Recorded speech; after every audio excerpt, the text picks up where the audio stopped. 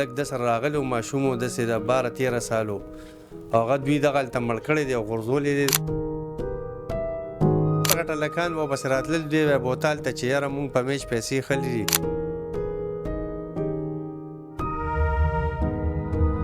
ټوټل څو بچي دي؟ زما ټوټل 30 بچي دي چې داسې د ملګرو سره تلو راتلو که نه نو مخکې تاسو چېرته داسې منې کړی و که نه پیله ځل داسې ډېر لرې لاړه نو دا لږ د ګرځېدو هم نو دا زموږ دا خلال چې و دا ډېر کم عمره دی چې راځه ما پیسې خو دي په کرکټ او ته ما سره لاړ شه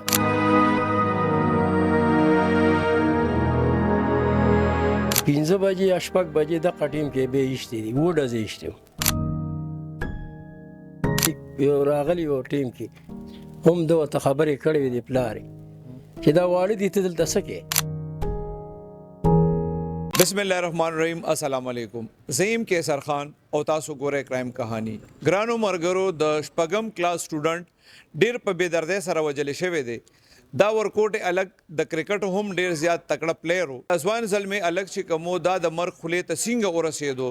د کور والا سوي او دا ټوله قصه سو دا ټول تفصیل تاسو له درکوم چې استاد بلزوي او رشتہ داران د بازی خېلو تلاړل الته بیا څه معلوماتو کړ هلته بیا کور ته ورسېدل دا کور دوی ته چوخ چې دغه کور دی د رحمت ناغې ته چې ورسېدل ناغه بیا هغوی نه چې هلته ګاونډیانو نه تپوس وکړو هغوی ورته وویل چې ګاونډیانو چې بی دلته پرون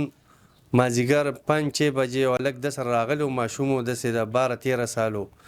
هغه دوی دغه هلته مړ کړی دی او غورځولي دی دا باړې په غاړه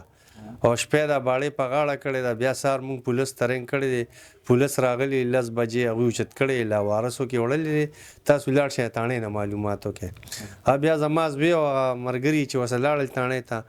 نو هغه ایس ایچ او ورته وویل چې او عبدالعلي خان چې او مونږ راوړی دی لاش او ما وړی دی د شیرپا هسپتال ته مخامخ مردخانه هغې کې مې لاوارسو کې جمع کړی دی نو هغه بیا مونږ هغې پسې منډې تړلې جوړې کړې نو هغه مونږ 2 بجې د شپې د هغې مردخانې نه راوښ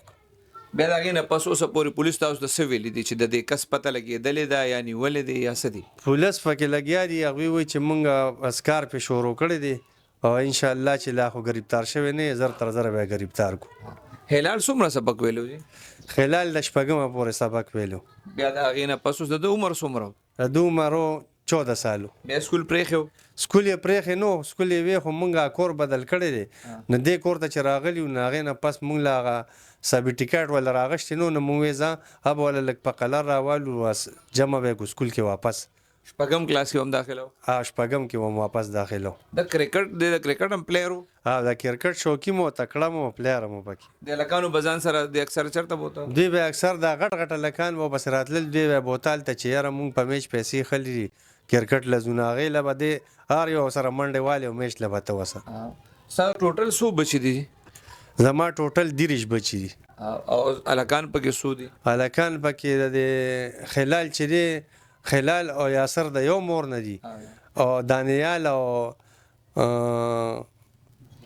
محمد او غابل چې دی دا د بلې مور دي نور چې تاسو 19 دی نه چې دا 15 هلکان واصل د 19 هم لوریانې دي 19 مې لوریانې دي څو ودونه مو کړي دي ودونه خو مې 3 کړي دي خو موجوده را سره 2 دي اوس دا هلک چې کوم هلال د ده په زامنو کې سویم نمبر و دا 2 نمبر و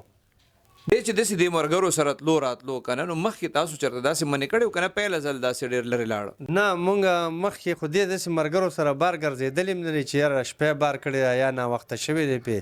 نو دې د کور نه بار به نه وتم کور کې به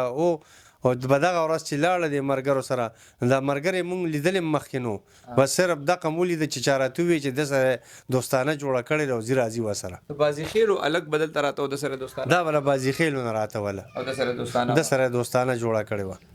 اوس چې بیا د تاسو کلي ته لاړې د کوم ملزم چې تاسو یادوئ د دې کور کې څوک وایي سره میلاو شوی نه کور کې څوک هم نو وي د 2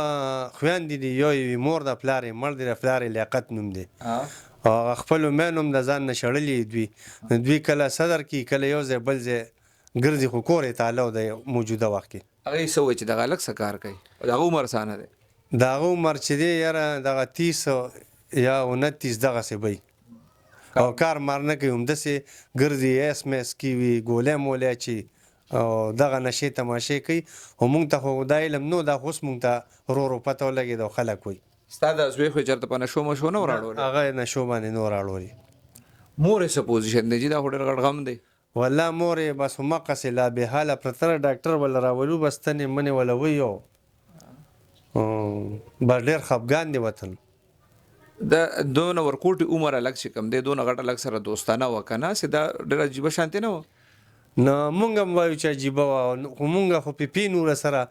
دا یو پیرانې ما دې دباو کړی و دا خلال چې ته غټ هلکان زه هغه وایي زه خو غټو څه نه ګرځم خو د کرکټ دپاره راسره راځي او دې دوستانې نه مونږ نو خبر چې دا دې هلک ورسره دا دوستانه جوړه کړې ده صاحب ستاسو څه نوم دی او تاسو هلال څه پېژنده ایوب حاجي نامه هم ده او د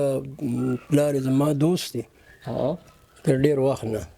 هلال څنګه ماشوم واسه دی خو د علاقې خلک وایي چې لکه د پلار سره به جومات تم ته کرکټ کې هم دونه تکړه و خو دې الګ سره څنګه دونه لرې لاړ هلک جي و داسې و دا نو سرباز و